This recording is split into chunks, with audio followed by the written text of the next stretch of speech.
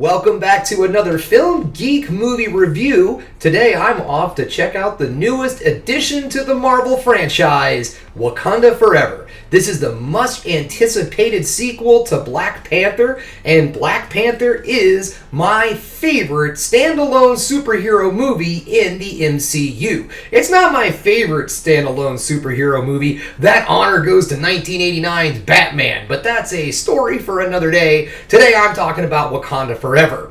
Now, Disney's been pretty tight-lipped on the actual story of this film. That generally always makes me a little nervous. And to be perfectly honest, I'm not gonna lie, I'm a little nervous going into this movie. Okay, Phase 4 has not been one of my favorite phases in the MCU. You can go back and see my review of Thor, God and Thunder, Love and Thunder. I never get that right, but whatever, that movie's, I wish I could forget that movie. But anyways, you can go back and check out my review of that. I didn't get a chance to do a Doctor Strange review, although I thought that movie, if I had to give it a grade off the top of my head, I'd probably give it a solid C. The more I look back on it, it was okay. It wasn't the greatest. To me, it just felt like an extremely watered down Sam Raimi horror film. Like it was like a, Evil Dead Light or something like that. Even the zombies kind of looked like light deadites or something. But anyways, I digress. We're here to talk about Wakanda Forever. Now, this is going to be the first appearance of a new MCU character, and that is Namor. I don't know jack at all about Namor. I'll be completely honest. I've always been very upfront with the fact that I was more of a DC guy than I was a Marvel guy back in my collecting days. Now, if it was a mutant comic, I probably have every single one of them back from the 80s and the 90s. I really loved the mutant comics. But I never got into Namor, so I don't give two craps about Namor, honestly. I know that there's been some controversy about the fact that he's not from Atlantis. Okay, guys, let's just think about this for a second, alright? Aquaman already beat us to the Atlantis thing. Now, I know in comic books, maybe it's okay for them to have two different Atlantis, but maybe in movie world they can't do that. And to be perfectly honest, I think they got really creative with the idea of bringing in a lost civilization like the Aztecs. I think it's kind of cool. I'm not sure why they're blue, but maybe the show's going to explain why they're blue. Because in the comic book, the Atlanteans are blue, but they're the Aztecs in the movie, but Aztecs weren't blue to the best of my knowledge. Okay. I'm reading too much into this. I'm worried way too much about the Smurf folk. Okay, so anyways, guys, I think it is time here for me to stop the yammering and get on out the door to the day job, and then it's off to see Wakanda Forever.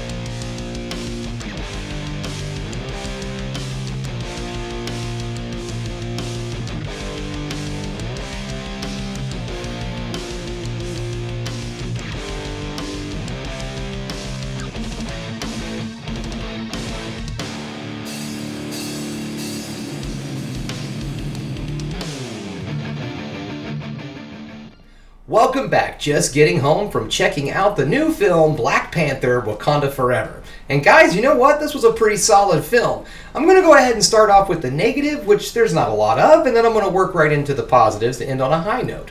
Okay, the first thing I'm going to talk about, and this is more of a complaint in the MCU in general, not necessarily just Wakanda Forever, and that is, for God's sakes, do we need this many green screens? I swear to God, in the entire Phase 4 universe that they're doing, is anything filmed in a location? Is anything filmed in a real place? I mean, I'm sure it has to be, but my God, everything just looks so insanely green screen throughout this entire film. The sky is just a little too blue, if you know what I mean. And the other thing, the CGI, it's okay. It's probably some of the better CGI that I've seen lately in Phase 4. They seem to have just kind of given up on trying to make it look good here lately. But this one, it was okay. There were some moments, yes, there were some moments where you're just kind of taken out of the film a little bit because things look a little wonky. And this is more of a character design complaint. And this is just Namor in particular. And this goes for the movie, the comic book, whatever. I have always just hated those stupid little wings on his ankles. Oh my God, just like the wings on Captain America, and then the Flash has little lightning bolt thingamajiggers. I just think they look dumb, and this goes for anybody that has them on there. But then this movie takes it to the next level by making them actually flap around.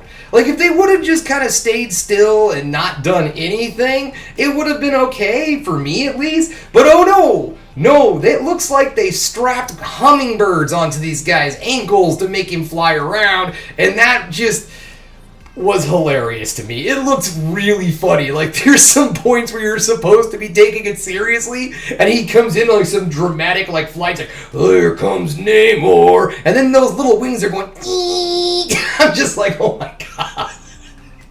But other than that, this movie is good. This movie's very, very solid. One other negative I almost forgot to mention is the runtime. This movie clocks in at 2 hours and 41 minutes.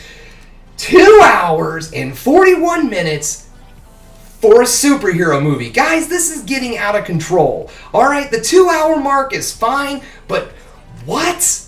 And honestly, there are some things in this movie that you're just kind of like, okay, we're holding on this shot a little too long, let's move on. And it does have a tendency to drag in some moments. But that's all I got. I really wish they could have found a way to trim this movie down to just kind of make it a little bit more sleek. Okay, that's all I really have in the negative spot, so let's move on into the positives. Okay, this is not a typical superhero movie. This film actually kind of plays more like, I guess you would say, like an action drama, kind of, I guess, is the best way to put it. There is actually a lot more world building and just character building and drama in this story than there really is anything to do with superheroes. And I'm not complaining. This is actually a positive. Let me put it to you this way, and this might sound really weird, okay? As a superhero movie goes, I liked Black Adam more than this movie. But as a movie goes, this was a much better movie. This was a very well-made, well-crafted film. Yeah, I complained a little bit about the CGI, but I generally bitch about CGI, so whatever. The story is solid. The acting is phenomenal. The action, when it does happen, looks good. There is a dash of comedy. Thank God the MCU didn't Thor this son of a bitch and make it completely stupid. That's all I have to say. There's a little bit of comedy, just some pew, which is all you need. Just a dash. You don't need to overwhelm it. It's like when you put too much syrup on your pancakes. It's just all sticky and gross, and why would you do that? And it's just like throwing way too much comedy into these movies. It didn't work with Thor, but this worked perfect. Just every now and then a nice little joke. And I liked that. Now here's the big question also. Is this better than the first movie? No, I don't think this is better than the first Black Panther. I think it is equal to the first Black Panther. It's great. It is a very good film. There's not really, I would say, a real solid standout performance as actors go. Namor was a pretty good, well, I guess you could call him a villain, a pretty good villain for this tale. But it was all more of a movie about grief, loss, and how to deal with that. That is really what this film mostly focused on, is, people's tendencies to how they grieve, how they process things. There's also, a lot of subject matter in this film, such as vengeance and things of that sort, and that, I guess you could say, a healthy way to get your vengeance out. Yeah, and your grief and so on and so forth.